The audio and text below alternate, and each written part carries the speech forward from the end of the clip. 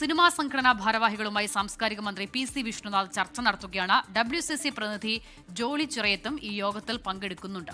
Cinema നയവുമായി ബന്ധപ്പെട്ട് സർക്കാരിന് പുതിയ കാഴ്ചപ്പാടുണ്ടെന്ന് മന്ത്രി PC വിഷ്ണുനാഥ് പറഞ്ഞു. മേഘന മുരളി വിവരങ്ങളുമായി. മേഘന, ഇന്നലെ തന്നെ മന്ത്രി പറഞ്ഞതാണ് ഇതിൽ മുതിർന്ന താരങ്ങൾ ഇടപെട്ട ഒരു പ്രശ്നപരിഹാരം ഉണ്ടാക്കണം. ഇതുവരെ സർക്കാരിന് ഈ വിഷയത്തിൽ പരാതി ലഭിച്ചിട്ടില്ല. ഇടപെടേണ്ട സാഹചര്യം ഉണ്ടായാൽ അത് ചെയ്യും എന്ന് പറയുകയായിരുന്നു. ഇന്നിപ്പോൾ ഈ യോഗം അതിന്റെ പ്രാധാന്യം എന്താണ്? ഒരു പ്രശ്നപരിഹാരത്തിലേക്കൊക്കെ കാര്യങ്ങൾ പോകാനുള്ള സാധ്യതയുണ്ടോ?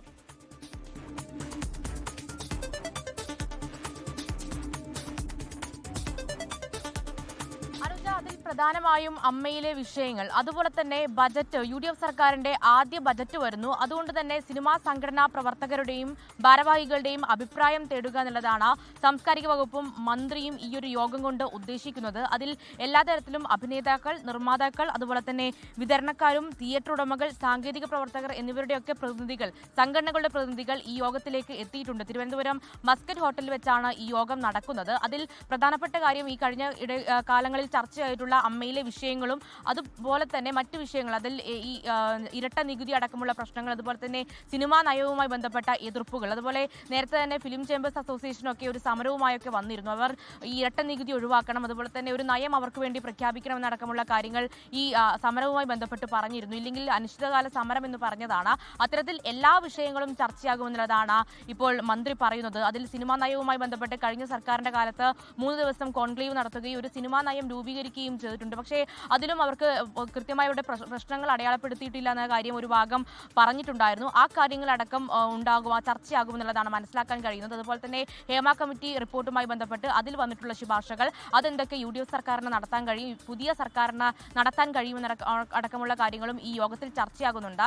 ബജറ്റ് വരാനിരിക്കുന്ന ആ ഒരു പശ്ചാത്തലത്തിലാണ് ഈ പ്രശ്നങ്ങൾ പരിഹരിക്കുക, അതിന് ഈ വരുന്ന പ്രശ്നങ്ങൾക്ക് അടിയന്തര പരിഹാരം ഉണ്ടാകണമെന്നടക്കമുള്ള കാര്യങ്ങൾ ലക്ഷ്യം വെച്ചുകൊണ്ട്, അതുപോലെ തന്നെ പുതിയ സിനിമാ നയ രൂപീകരണം, അതിൽ സർക്കാരിന് ചില ലക്ഷ്യങ്ങളുണ്ട് എന്നുള്ളതാണ് അല്പം മുന്നേ PC വിഷ്ണുനാഥ് പറഞ്ഞത്. അതുകൊണ്ട് തന്നെ ഇതിൽ എന്തൊക്കെ തീരുമാനം ഉണ്ടാകുമെന്ന് തന്നെയാണ് ഉറ്റുനോക്കുന്നത്. അല്പസമയം മുന്നെയാണ് രമേശ് പിഷാരടി MLA ഇപ്പോൾ ഈ യോഗത്തിലേക്ക് എത്തിച്ചേർന്നിട്ടുണ്ട്. രമേശ് പിഷാരടി ആയിരുന്നു നേരത്തെ തന്നെ ഈ അംഗങ്ങളുടെ അഭിപ്രായം തേടാനായി സർക്കാർ നിയോഗിച്ചിട്ടുണ്ടായിരുന്നത്. അങ്ങനെ എല്ലാ തലത്തിലും എല്ലാ മേഖലയിലുള്ള ആളുകളുടെയും അഭിപ്രായം തേടുക, അതുപോലെ തന്നെ ഇരട്ട നികുതിയുമായി ബന്ധപ്പെട്ട ഏതെങ്കിലും തരത്തിൽ ഈ ഇരട്ട നികുതി ഒഴിവാക്കാൻ പറ്റുമോ എന്നുള്ള കാര്യം കൂടി സർക്കാർ ആലോചിക്കുന്നുണ്ട്. അങ്ങനെ ഹേമ കമ്മിറ്റി റിപ്പോർട്ടിലെ എന്തൊക്കെ ശുപാർശകൾ നടപ്പിലാക്കാൻ കഴിയുമെന്നുള്ള കാര്യം സർക്കാർ ആലോചിക്കുന്നുണ്ട്. അതുപോലെ തന്നെ അമ്മയിൽ നിന്ന് വൈസ് പ്രസിഡന്റ് ആയിട്ടുള്ള കുക്കു പരമേശ്വരനാണ് ഇപ്പോൾ യോഗത്തിൽ പങ്കെടുക്കുന്നത്. അങ്ങനെ അമ്മയിലെ വിഷയങ്ങളടക്കം ഈ ചർച്ചയാകും. അമ്മയിലെ വിഷയങ്ങളടക്കം ഇങ്ങനെ പൊതുനിരത്തിലും മാധ്യമങ്ങളിലും ചർച്ചയാകുന്നത് അപകീർത്തിപ്പെടുത്തുന്നു അല്ലെങ്കിൽ അപമതിപ്പ് ഉണ്ടാക്കുന്നു എന്നുള്ള കാര്യം നേരത്തെ തന്നെ ഒരു അഭിപ്രായമായി വന്നതാണ്. അതുകൊണ്ട് തന്നെ അതൊക്കെ എത്രയും പെട്ടെന്ന് പരിഹരിക്കാനുള്ള എന്തൊക്കെ നടപടികൾ ഉണ്ടാകുമെന്നുള്ളത് തന്നെയാണ് ഈ ചർച്ചയിൽ ഉണ്ടാവുക എന്നുള്ളതാണ്. അല്പസമയം മുന്നെയാണ് ഈ യോഗം തുടങ്ങിയിട്ടുള്ളത്. അതിനുശേഷം മാധ്യമങ്ങളോട് പ്രതികരിക്കാമെന്നുള്ളതാണ് മന്ത്രി PC വിഷ്ണുനാഥും പറഞ്ഞിരിക്കുന്നത്. അതാണ് വളരെ പ്രധാനമായി ബജറ്റ് വരുന്ന സാഹചര്യത്തിലാണ് ഇങ്ങനെ ഒരു യോഗം. അതിൽ ഇരട്ട നികുതി, ഒപ്പം തന്നെ സിനിമാ നയം രൂപീകരിക്കുന്നത്, ഹേമ കമ്മിറ്റി റിപ്പോർട്ട്, ഇത്തരം കാര്യങ്ങളൊക്കെ ചർച്ചയാകും. അതിനൊപ്പം തന്നെ ഈ സംഘടനാ പ്രശ്നങ്ങളും വിഷയമാകാൻ സാധ്യതയുണ്ട് എന്നാണ് മേഘന മുരളി അറിയിച്ചത്.